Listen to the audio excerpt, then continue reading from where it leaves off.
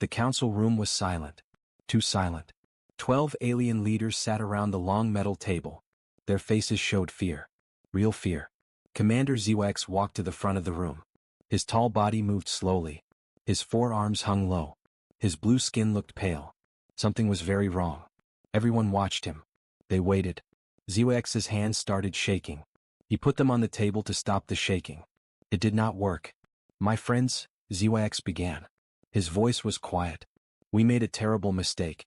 A mistake that will cost us everything. The council members looked at each other. What mistake? What was he talking about? ZYX took a deep breath. 5 years ago we attacked the humans.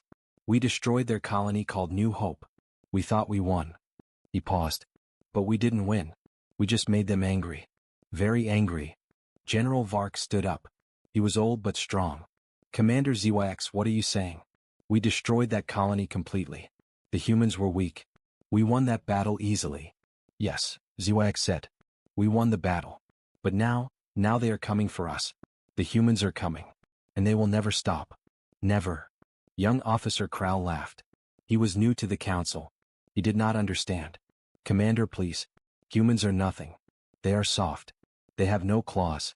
No armor on their skin. They are slow and weak. Why should we fear them? ZYX looked at Crow. His eyes were sad. That's what I thought too. 5 years ago I thought exactly like you. I was so wrong. He pressed a button. A large screen appeared on the wall. It showed pictures of humans. They looked small. They looked weak. Soft skin. No natural weapons. Just 2 arms and 2 legs. Look at them, ZYX said. They look harmless, right? That's what I thought.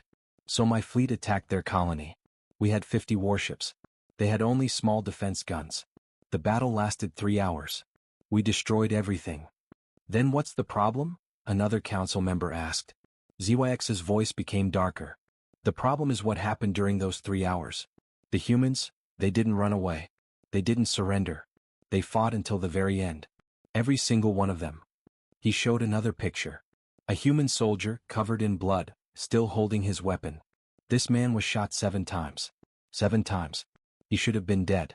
But he kept fighting. He kept shooting at my ships until his last breath. The room became very quiet. I captured some humans before they died, ZYX continued. I asked them why they didn't surrender. Why they kept fighting when they had no chance to win. He stopped talking for a moment. The memory hurt him. One human woman looked at me. She was dying. But she smiled. She said, "We fight because you touched our home. You killed our children. And my people will never forget this. They will come for you. They will hunt you down. You will never be safe again." Crow shook his head. Just words, Commander. Words from a dying enemy. That's what I thought too, ZYX said. So I went home. I reported our victory. I thought it was over. But then strange things started happening. He pressed the button again. New images appeared. Images of destroyed alien ships. 6 months later, human warships appeared near our colonies. Not small defense ships. Real warships. Big ones. Powerful ones. They attacked 3 of our outposts. They destroyed them completely. We sent fleets to stop them, ZYX said. But humans fight differently. They use tactics we never saw before. They take risks. Crazy risks. One human pilot crashed his entire ship into our flagship just to destroy it. He killed himself to kill us. General Vark sat down slowly. But that was years ago. Surely they stopped by now. ZYX laughed. It was not a happy laugh. It was the laugh of someone who knew something terrible. Stopped? No, General. They never stopped. For 5 years they have been hunting us. Searching for us. They found 7 of our hidden colonies. They asked only one question everywhere. Where is ZYX? Where is his home world? The council members started talking to each other. Their voices showed panic. Why are you scared? Crow asked. We won. We are stronger. ZYX turned to face the young officer. His voice was low and serious. That's the problem, Crow. We won. But humans, they don't forget. They don't forgive. When you hurt them, they remember. Forever. They will chase you across the entire galaxy if they have to. Suddenly, alarms started ringing. Red lights flashed in the room. Everyone jumped from their seats. A guard ran into the room. His face was white with fear. Commander. Emergency message from our outer defense system. What is it? ZYX asked. But he already knew. Deep inside he already knew. Human fleet detected, the guard shouted. Thousands of ships. They are coming to our home world. They are coming here. The council room exploded with noise. Everyone started shouting. Some members ran to the windows. Some grabbed their communication devices. Some just stood there, frozen with fear. ZYX did not move. He just stood there looking at the screen. He saw them. Hundreds of small dots on the radar. Each dot was a human warship. They were coming. Just like he knew they would. How far are they? Someone asked. The voice was shaking. ZYX looked at the screen. He checked the numbers. His heart felt heavy. 3 days, he said quietly. We have only 3 days before they arrive. The room became silent again. 3 days. Only 3 days left. Krau walked up to ZYX. The young officer's face showed fear now. Real fear. Commander, what will they do? Will they attack? Can we defend against them? ZYX looked at him. He put his hand on Krau's shoulder. I know what they will do, he said slowly, because I saw it before. When humans come for revenge, they don't just attack. They make sure you understand why. They make sure you remember what you did wrong. They make sure justice is served. But we are safe here, Krau said. This is our home planet. We have defenses. We have armies. ZYX shook his head. It doesn't matter. Humans are patient. They waited 5 years to find us. 5 years. If our defenses stop them, they will wait more. They will plan. They will come back stronger. They will never give up. Never. He looked around the room at all the council members. They were all scared now. They all understood. I made the mistake, ZYX said. I attacked them first. I thought they were weak. But I learned the truth too late. Humans are not weak. They are the most dangerous species in the galaxy. Not because they are strong, but because they never stop. Once you become their enemy, you are their enemy forever. The alarms kept ringing. The red lights kept flashing. Outside the window, the stars looked the same as always. Beautiful. Peaceful. But somewhere out there, between those stars, thousands of human ships were coming closer. Coming for revenge. Coming for justice. Coming for Commander ZYX. And nothing in the universe could stop them now. The council members were still in shock. The alarms had stopped, but the fear remained. Everyone looked at Commander ZYX. They wanted answers. They needed to understand. Commander, General Vark said slowly, you need to tell us everything. From the beginning. How did this all start? Why did you attack the humans in the first place? ZYX walked back to his chair. He sat down heavily. His body felt tired. So tired. 5 years ago, he began, I met humans for the first time. I thought they were just another weak species in the galaxy. I was so wrong. So terribly wrong. He closed his eyes. The memories came back. Clear and painful. It started as a simple mission, ZYX said. Our empire was expanding. We were looking for new resources. New planets to use. My fleet was exploring the outer regions of this sector. That's when we found them. Young Officer Krau leaned forward. He wanted to hear every word. Found what, Commander? A human trading post, ZYX answered. It was small. Just a station floating in space. Maybe 50 humans lived there. They were traders, scientists, families, normal people living their normal lives. ZYX opened his eyes. He looked at the ceiling. When we approached their station, they didn't attack us. They didn't run away. Instead, they sent us a message. A welcome message. They wanted to talk. They wanted to trade. They were so friendly. He laughed bitterly. I remember their ambassador. Her name was Sarah Chin. She was a small woman. She smiled a lot. She showed us around their station. She offered us food. She told us about Earth, their home world. She told us about human culture, their history, their dreams. General Vark frowned. If they were friendly, why did you attack them? I didn't attack the trading post, ZYX said. Not yet. First I studied them. I watched them for weeks. I learned about them. And the more I learned, the more I thought they were perfect targets. He stood up and started walking around the room. You have to understand. Humans looked so weak. Sarah Chin was barely tall enough to reach my chest. She had soft skin. No claws. No armor. No natural weapons at all. I saw human children playing on the station. They were so small. So fragile. I watched how they lived, ZYX continued. They argued with each other a lot. They had different opinions about everything. Some humans wanted peace. Some wanted to explore. Some just wanted to go home. They seemed disorganized. Divided. Weak. Krau nodded slowly. So you thought they would be easy to conquer? Yes, ZYX admitted. I sent reports back to our command. I told them about this new species. I told them humans had valuable resources, good technology, nice planets. And I told them humans were weak and easy to defeat. He stopped walking. He looked at his hands. These hands had made such terrible choices. Our high command agreed with me. They ordered me to find human colonies, to locate their settlements, to prepare for an invasion. So I left the trading post, ZYX said. Sarah Chin was sad to see us go. She gave me a gift, a small picture of Earth. She said, I hope we can be friends. I took the gift. I smiled. And then I went to find her people's homes so I could destroy them. The room was completely silent. Everyone listened carefully. It took me 3 months to find New Hope, ZYX said. His voice became quieter. It was a beautiful colony. A small planet with blue oceans and green forests. It looked a lot like Earth, I think. That's probably why they chose it. He pressed a button on his control pad. Images appeared on the screen. Images of New Hope. Rolling hills. Clean rivers. Small towns with happy people. Children playing in parks. Farmers working in fields. 50,000 humans lived there, ZYX said. They had been there for 20 years. They built schools, hospitals, homes. They were making a new life. A peaceful life. I watched the colony for 2 weeks, he continued.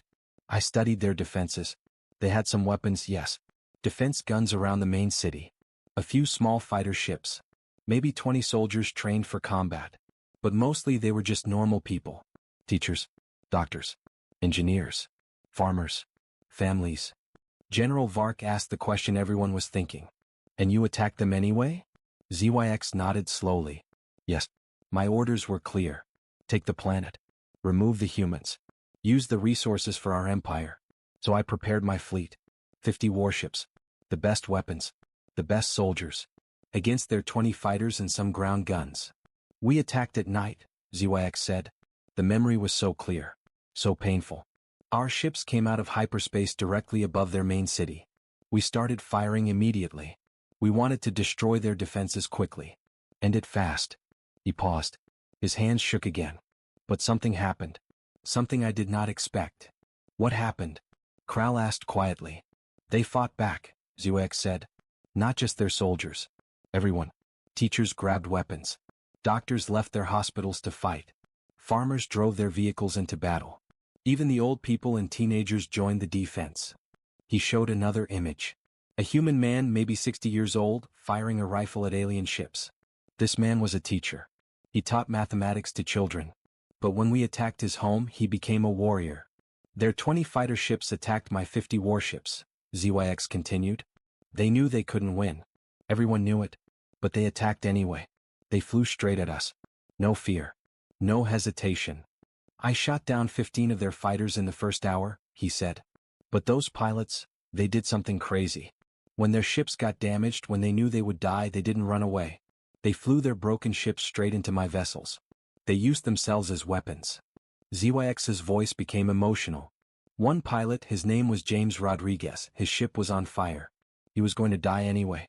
But he aimed his burning ship at my flagship's weapons system. He crashed right into it. He destroyed our main guns. He killed himself just to damage us. The council members looked shocked. Who does that? Who kills themselves just to hurt the enemy a little bit? The battle lasted 3 hours, ZYX said. 3 hours of the most intense fighting I ever saw. The humans never stopped. They never gave up. Every time we destroyed their defense position, another group would set up in a different location. Every time we shot down their fighters, more would come. I remember one moment very clearly, he continued. We were bombing the northern district. My gunner reported something strange. A human woman was running toward our landing troops. She was carrying something. My gunner asked if he should shoot her. ZYX's voice cracked. I said yes. He shot her. She fell. But she was carrying a baby. She was just trying to save her baby. She was running to a shelter, not attacking us. We killed her for trying to save her child. Tears formed in his eyes. Real tears. That's when I realized what we were doing. We weren't fighting soldiers. We were killing families. Mothers. Children. Innocent people who just wanted to live in peace. But I didn't stop, he said, his voice full of shame. I couldn't stop. My orders were clear. So we kept attacking.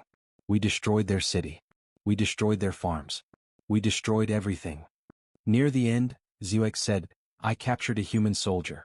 He was badly wounded. Shot in the chest. Shot in the leg. He should have been dead. But he was still alive. Still holding his weapon. He looked at Krau. I asked him The council room felt colder now. The air was heavy with fear and regret. Commander ZX stood by the window looking at the stars. Somewhere out there, the human fleet was coming closer every minute. Officer Krau broke the silence. His voice was louder now, more desperate. Commander, I still don't understand. So what if one colony sent a message? So what if they were angry?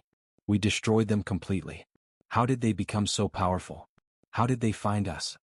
ZYX turned around slowly. His face looked older somehow. Tired. You want to know how the nightmare began? Fine. Let me tell you about 6 months after New Hope. 6 months after I thought everything was finished. He walked back to the table and sat down. After we destroyed New Hope, I reported our success to High Command. They were happy. They promoted me. They gave me a bigger fleet. 60 ships now instead of 50. They sent me to claim more human territories. I was confident, ZYX continued. Too confident. I thought humans would be scared now. I thought they would hide. Maybe even surrender their other colonies without fighting. I was so stupid. He pressed buttons on his control pad. New images filled the screen. My fleet was near a planet called Kepler 442b. Not a human planet. Just a regular planet we wanted to mine. We were setting up equipment. My soldiers were on the ground. Everything was normal. Then what happened? General Vark asked. Then they came, ZX said quietly. Out of nowhere. No warning. No signal. One moment space was empty. The next moment they were there. The screen showed radar images. Dozens of red dots appearing suddenly. 30 human warships dropped out of hyperspace right on top of us. But these were not the small defense ships from New Hope. These were real military vessels. Huge. Powerful. Built for war. ZYX's hands gripped the table edge. I was in my command ship reviewing reports. Suddenly, alarms started screaming. My tactical officer shouted, "Unknown ships detected. They're everywhere." I ran to the bridge, he continued. I looked at the screen. I saw them. Human warships. Black metal. Sharp edges. Covered in weapons. They looked like predators. Like hunters. I tried to open communication, ZYX said. I wanted to talk. To negotiate. Maybe to understand what they wanted. The communication channel opened. I saw a human face on the screen. He paused, remembering. It was a human woman. She wore a military uniform. Her rank was Admiral. Her name was Admiral Catherine Hayes. She had gray hair. Hard eyes. Eyes that had seen terrible things. What did she say? Kral asked. ZYX's voice became quieter. She didn't say hello. She didn't ask questions. She just stared at me through the screen. For 10 seconds she just stared. Then she spoke. Her voice was cold. So cold. He repeated her words slowly. Commander ZYX. 6 months ago you attacked New Hope Colony. You killed 50,000 humans. Men. Women. Children. Babies. You destroyed homes. You burned schools. You murdered families. I tried to respond, ZYX said. I tried to say something. But she wasn't finished. She continued, we are here for justice. We are here to make sure you understand what you did. We are here to make sure you never do it again. Then what? General Vark leaned forward. Then she ended the communication, ZYX answered. No warning. No demands. Just silence. And then they attacked. The screen showed battle recordings. Human ships moving fast. Very fast. Their tactics were nothing like I had ever seen before, ZYX explained. Most species in the galaxy fight the same way. Form lines. Exchange fire. Slowly push forward. But humans? They were different. They split into small groups, he continued. 3 or 4 ships working together. They moved unpredictably. They attacked from multiple directions at once. Every time my gunners aimed at one ship, 2 more would attack from behind. My fleet had 60 ships, ZYX said. We should have one easily. But humans had something we didn't have. They had anger. Real anger. And they had tactics we couldn't predict. He showed footage of the battle. Human ships diving between alien vessels. Firing precisely. Moving away before return fire could hit them. They targeted our weapons first. Then our engines. They weren't trying to destroy us quickly. They were trying to disable us. To trap us. Why? Kral asked. Why not just destroy you? ZYX looked at him. Because they wanted us to suffer. They wanted us to feel helpless. Like the people of New Hope felt helpless when we attacked them. I ordered my ships to form a defensive circle, ZYX continued. Standard military tactic. Protect each other. Create a strong center. But humans didn't care about our tactics. They just kept attacking. Relentless. Never stopping.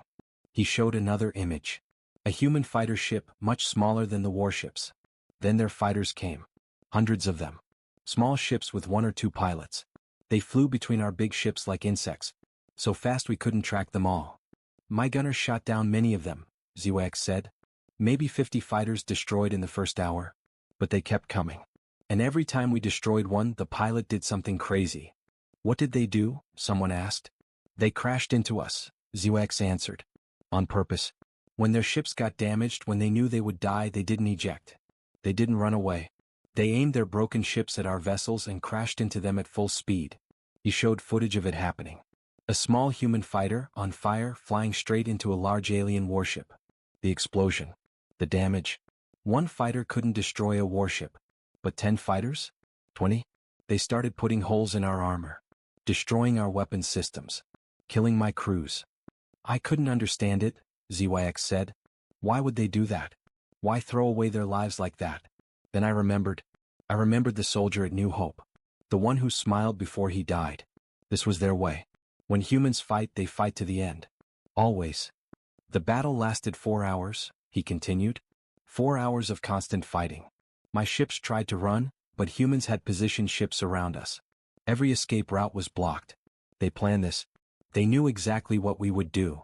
My flagship got hit, ZYX said. A missile strike on our port side. The whole ship shook. Fire started everywhere. My crew was panicking. I ordered damage reports. The tactical officer said we lost 40% of our weapons. Our shields were failing. That's when I saw it, he said quietly. Something I will never forget. What did you see? Kral asked. ZYX's voice trembled. A human fighter pilot. His ship was heavily damaged. One wing was completely gone. His engines were failing. He should have ejected. Should have tried to save himself. But he didn't. He flew straight toward my flagship, ZYX continued. My gunners tried to shoot him down. They hit him multiple times. His ship was falling apart. But he kept coming. He aimed directly at our command bridge, where I was standing. At the last moment, my chief gunner got a lucky shot, ZYX said. Hit his engine core. The fighter exploded before it reached us. But the explosion was so close. So close I could feel the heat through the windows. Before he exploded, ZYX said slowly, I saw his face. The fighter's cockpit window was clear for just a second. I saw the pilot. He was young. Maybe 25 years old. Human years. He should have had a long life ahead of him. But he was smiling. Smiling as he flew to his death. The council chamber felt like a tomb. 2 days. They had only 2 days left. The reality was sinking in slowly like poison spreading through water. Some council members sat with their heads in their hands. Others stared at nothing. Fear had many faces in that room. Young Officer Kral stood up suddenly. His chair scraped loudly against the floor. But Commander, he said, his voice desperate now. That was years ago. Surely they forgot by now. Surely they moved on? People forget. Time heals wounds. Maybe they're not as angry anymore? ZYX looked at him. For a moment, there was pity in his eyes. Forget, he said quietly. Time heals? He shook his head slowly. Kral, that's what I thought too. That's what I hoped for. But I was wrong. So very wrong. He laughed, but it was the laugh of someone who had given up hope. Let me tell you what happened after that battle. Let me tell you about the hunt that never stops. The hunt that has been going on for 5 years. The hunt that will only end when they catch me. ZYX pressed more buttons on his control pad. A map of the galaxy appeared on the screen. Dozens of red dots marked various locations. After I escaped from that battle, I did exactly what you suggested, Kral. I waited. I hid. I thought maybe humans would forget. Maybe they would get tired of chasing me. Maybe they would find something else to do. For 1 year nothing happened, he continued. 1 whole year of silence. No attacks. No messages. No human ships spotted anywhere near our territories. I started to relax. Started to think maybe it was over. Maybe they did forget. My superiors thought so too, Zuex said. High Command decided the human threat was exaggerated. They said humans were probably busy with their own problems. They ordered our forces to continue expansion. Business as usual. General Vark leaned forward. But it wasn't over, was it? No, Zuex said. It wasn't over. It was just the beginning. Because humans weren't forgetting. They were planning. Preparing. Learning everything about us. He pointed to the first red dot on the map. This is Outpost Gamma 7. A small military base on the edge of our territory. 1 year and 2 months after the battle, strange reports started coming from there. What kind of reports? Someone asked. Ships, Zuex answered. Small ships appearing and disappearing. Never attacking. Never communicating. Just appearing on scanners for a few seconds, then vanishing. The base commander thought it was equipment malfunction. He ignored it. But it wasn't malfunction, Zuex said. It was human scout ships. Using advanced stealth technology. They were watching us. Learning our patrol patterns. Our defense systems. Our communication protocols. They were studying us like we were insects under glass. He pointed to another red dot. This is Colony Beta 12. Population, 3 million of our people. 2 months after the sightings at Gamma 7, something happened there. The screen showed security footage. A marketplace. Aliens shopping, talking, living normal lives. Then the footage showed something else. A figure in the crowd. Wearing a hood. Moving carefully. That's a human, Zuex said. Right there in our colony. Walking among our people. No one noticed. No one suspected. He looked like any other visitor. What was he doing there? Kral asked. Information gathering, Zuex explained. We found out later he spent 3 weeks in that colony. He visited military facilities, government buildings, police stations. He took pictures, recorded conversations, learned our language better. Then he disappeared. We only discovered him because of a random security check, Zuex continued. One officer got suspicious, asked for identification. The human showed fake documents. Very good fake documents. But not perfect. The officer tried to arrest him. What happened? General Vark asked. The human ran, Zuex said. He was fast. Very fast. He escaped through the marketplace. Our security forces chased him. 15 trained officers chasing one human. They cornered him in an alley. Surrounded him completely. No escape. Did they catch him? Kral asked.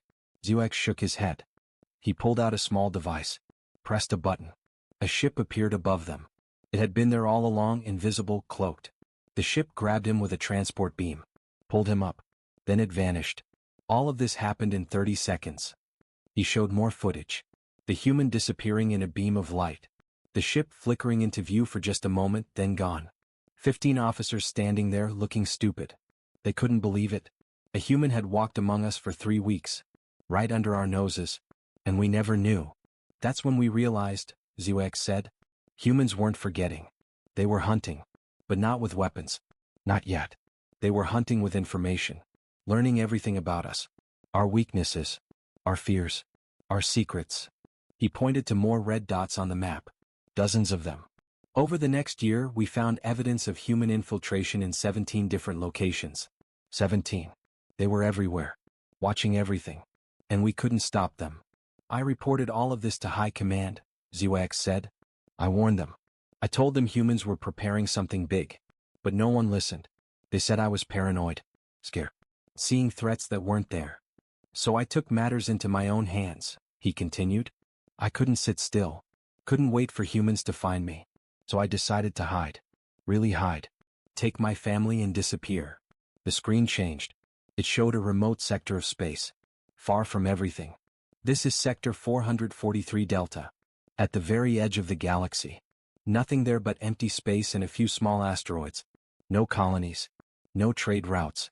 No military bases. Perfect place to hide. I took my wife and my 2 children, Zuex said, his voice becoming softer. We left in the middle of the night. Didn't tell anyone where we were going. Used a civilian ship. Changed our identities. Became traders. Normal people. Nobody special. We found a hidden colony there, he continued. Called Haven Station. Only about 5,000 people lived there. Mix of different species. All hiding from something. Pirates. Criminals. People running from debt. And me. Running from humans. For 2 years we lived there, ZYX said. 2 peaceful years. I worked as a repair technician. My wife taught children at the local school. My kids made friends. We had a simple life. A quiet life. I started to think maybe we were safe. Maybe we could actually escape. His hands gripped the table. I should have known better. I should have remembered. Humans never stop. Never give up. Never forget. What happened? Kral's voice was barely a whisper. One day I was at the market, ZYX said, buying food for dinner. It was a normal day. Sunny. Peaceful. People were laughing. Children were playing. Everything was normal. Then I saw him, ZYX continued. Just for a second. A human. Standing across the market. Looking at things. Acting like a normal visitor. But I saw his face. And he saw mine. Our eyes met, ZYX said. For maybe 3 seconds we stared at each other. Then he smiled. Not a happy smile. Not a friendly smile. A smile that said, I found you. I panicked, ZYX admitted. I dropped my bags. Started running. Ran home as fast as I could. My wife asked what was wrong. I told her, pack everything. No, we have to leave. The humans found us. We packed in 10 minutes, he said. Grabbed our kids. Ran to our ship. Started the engines. Prepared to jump to hyperspace. To anywhere. The council chamber was drowning in despair. 36 hours. The number hung in the air like a death sentence. Some council members were crying quietly. Others sat frozen, staring at nothing. The reality was impossible to deny now.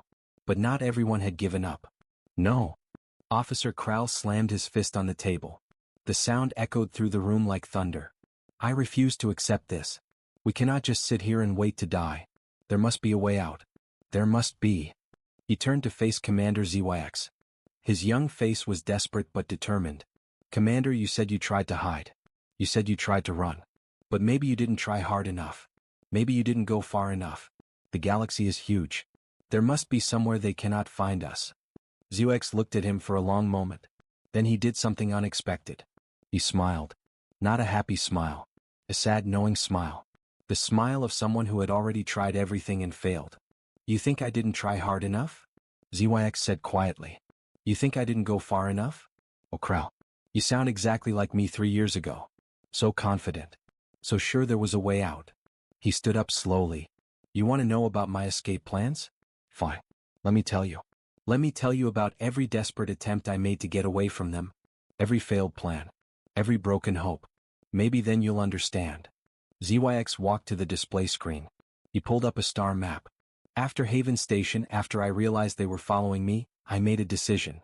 I would take my family and disappear. Not just hide. Completely disappear. Go somewhere so remote, so far away that even humans couldn't find us. I spent 3 months planning, he continued. I studied every corner of the galaxy. I looked for the most isolated places. Places with no trade routes. No colonies. No strategic value. Nothing that would attract attention. He pointed to a spot on the far edge of the galaxy map. This is the Veiled Sector. Almost completely unexplored. Full of dangerous asteroid fields. Unstable stars. Cosmic radiation. Most species avoid it completely. It's basically a galactic dead zone. Perfect place to hide, right? ZYX said. That's what I thought. So I gathered supplies. Enough food and fuel for 5 years. I got a ship with the best stealth technology one could buy. I prepared everything carefully. Every detail. Every possibility. General Vark leaned forward. What happened? We left in secret, ZYX said. Didn't tell anyone where we were going. Not family. Not friends. Not even my most trusted officers. Just disappeared in the middle of the night. Changed our ship's identification codes. Took indirect routes. Covered our tracks perfectly. The journey took 2 weeks, he continued. 2 weeks of jumping from system to system. Always checking behind us. Always watching the scanners. No sign of pursuit. No human ships. Nothing. I started to feel hope again. Real hope. We found a small asteroid, ZYX said. Deep in the Veiled Sector. It had caves. Natural shelter. We set up a hidden base inside. Brought our supplies. Made it comfortable. It was small, yes. Cramped. But it was safe. Or so I thought. His voice became quieter. For 2 years we lived there. 2 entire years. My children grew up in those caves. My wife learned to make food from synthesized nutrients. We had no communication with the outside galaxy. No news. No contact. Just us. Alone. Hidden. It was hard, ZYX admitted. My children missed their friends. My wife missed her work. I missed everything. But we were alive. We were together. And most importantly, no humans found us. After 2 years, I started to believe we had actually escaped, he said. I started to think maybe we could live like this forever. Build a real life here. Maybe even bring others to hide with us. Create a new colony of refugees. Then one day something changed, ZYX said. His hands started shaking again. I was outside the asteroid doing maintenance on our communications relay. Routine work. I had done it 100 times before. I looked up at the stars, he continued, just for a moment, just to rest my eyes, and I saw something that made my blood freeze. A ship. Just one ship. Small. Slick. Definitely not one of ours. It was moving slowly through the asteroid field. Like it was searching for something. I recognized the design immediately, ZYX said. Human scout ship. Here. In the veiled sector. In the most remote, dangerous corner of the galaxy. They had found me. Kral interrupted. But maybe it was just a coincidence? Maybe they were exploring? ZYX shook his head. That's what I tried to tell myself. So I watched. Waited. Maybe they would pass by. Maybe they didn't know we were here. The ship stopped, ZYX said. Right near our asteroid. It just stopped and waited. For 1 hour it sat there. Not moving. Not scanning. Just waiting. Then my communication device beeped, he continued. A message. I almost didn't check it. But I did. And what I saw. He paused, the memory clearly painful. Was a picture. Picture of me. Taken 30 minutes ago. From outside. While I was doing maintenance. The council members gasped. Someone had photographed him. While he was outside. Without him noticing. Below the picture there was text, ZYX said. It said, nice hiding spot, Commander. Very creative. The caves are cozy. Your family looks healthy. Your son has grown a lot. Your daughter learned to paint. We've been watching you for 6 months. Just wanted you to know. We're always watching. Always. His voice broke. 6 months. They had been watching us for 6 months. While we thought we were safe. While we thought we had escaped. They were there. Observing. Learning. Waiting. I ran back inside, ZYX said. Told my family we had to leave immediately. Right now. No time to pack. Just run. My children were crying. My wife was terrified. But we ran. We got to our ship, he continued. Started the engines. I was shaking so badly I could barely fly. I just wanted to get away. Go anywhere. Escape again. But when we left the asteroid, ZYX said, I saw something that broke me completely.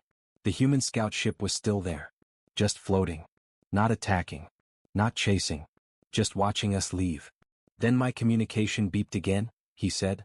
Another message. This one said, run if you want. We've already placed tracking devices on your ship. 17 of. The silence in the council chamber was suffocating. Every attempt to escape had failed. Every plan had crumbled. The human fleet was getting closer with each passing minute. Desperation filled the room like poison gas. Officer Kral stood up again. His young face was twisted with confusion and anger. This is insane, he shouted. This is absolutely insane. Why do they never stop? Why can't they just forget? Why can't they move on like normal species? His voice grew louder, more desperate. Every other species in the galaxy accepts war casualties.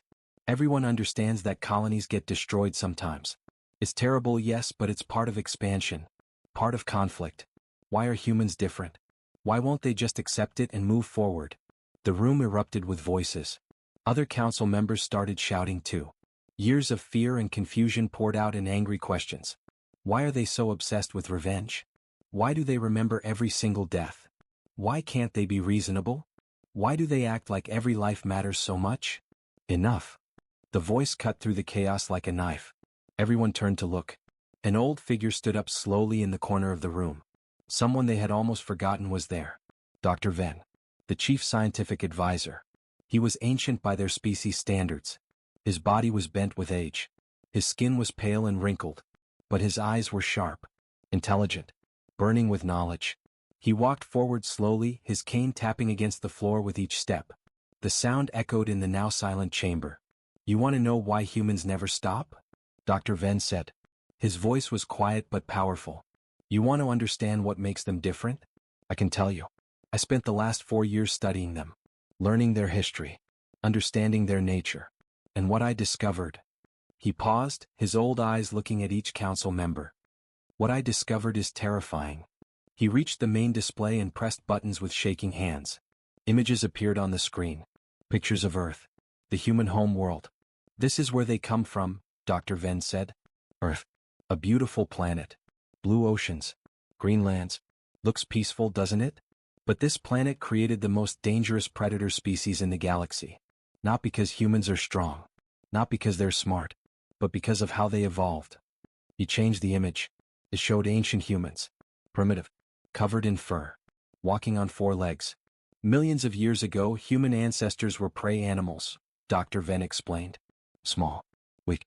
Many predators hunted them. They should have gone extinct. But they didn't. Want to know why? He changed the image again. Now it showed humans standing upright. Using tools. Hunting. They became hunters themselves, Dr. Venn said.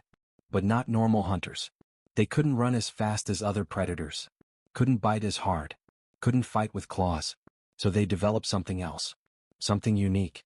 Something terrifying. What? Krell asked, his anger turning to curiosity. Persistence, Dr. Venn answered. Humans became persistence hunters. They didn't chase prey for minutes or hours. They chased for days. Sometimes weeks. They would follow an animal until it collapsed from exhaustion. Until it couldn't run anymore. Until it gave up and accepted death. He showed images of ancient humans hunting. Following tracks. Never stopping. Never giving up. There was an earth animal called a kudu, Dr. Venn continued. Fast. Strong.